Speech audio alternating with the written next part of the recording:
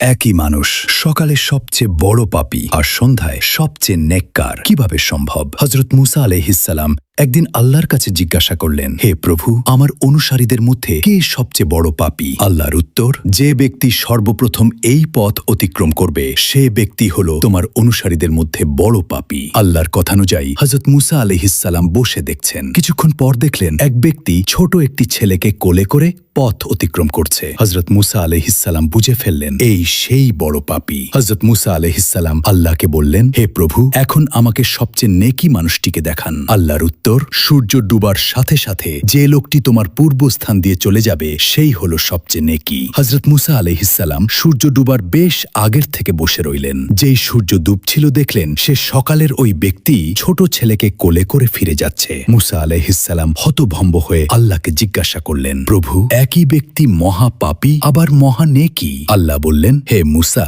সকালে যখন এই ব্যক্তি ছেলেকে সাথে নিয়ে তোমাকে অতিক্রম করে জঙ্গলে প্রবেশ করল তখন কোলের ছেলেটি বাবাকে প্রশ্ন করেছিল, বাবা, এই জঙ্গল কত বড়? বাবা উত্তরে বলেছিল, অনেক বড়। ছেলে আবার প্রশ্ন করল, বাবা, জঙ্গল থেকে কি বড় কোনো কিছু আছে? তখন বাবা বলেছিল, হ্যাঁ বাবা, ওই পাহাড়গুলো জঙ্গল থেকে বড়। ছেলে পুনরায় প্রশ্ন করল, পাহাড় থেকে কি বড় কিছু আছে? বাবা বলল, আছে, এই আকাশ। ছেলে আবার প্রশ্ন করল, আকাশ থেকে কি বড় কিছু আছে? সেই ব্যক্তি বলল, হ্যাঁ, আমার পাপ এই আকাশ থেকেও বড়। ছেলে বাবার এই উত্তর শুনে বলল, বাবা, তোমার পাপ থেকে বড় কি কোনো কিছু নেই? তখন বাবাটি চিৎকার দিয়ে ছেলেটিকে জড়িয়ে ধরে কাঁদতে কাঁদতে বলল, আমার পাপ থেকেও অনেক অনেক বড় আমাদের আল্লাহর রহমত। হে মুসা, এই ব্যক্তির পাপের অনুভূতি ও অনুশোচনা আমার এতই পছন্দ হয়েছে যে সবচেয়ে পাপী ব্যক্তিকে সবচেয়ে নেককার ব্যক্তি বানিয়ে দিয়েছি। মনে রেখো, আমার শাস্তির হাত থেকে ক্ষমার হাত বহুগুণ বড়। হে আল্লাহ, আপনি আমাদের সকলকে পিছনের গুনাহসমূহ ক্ষমা করে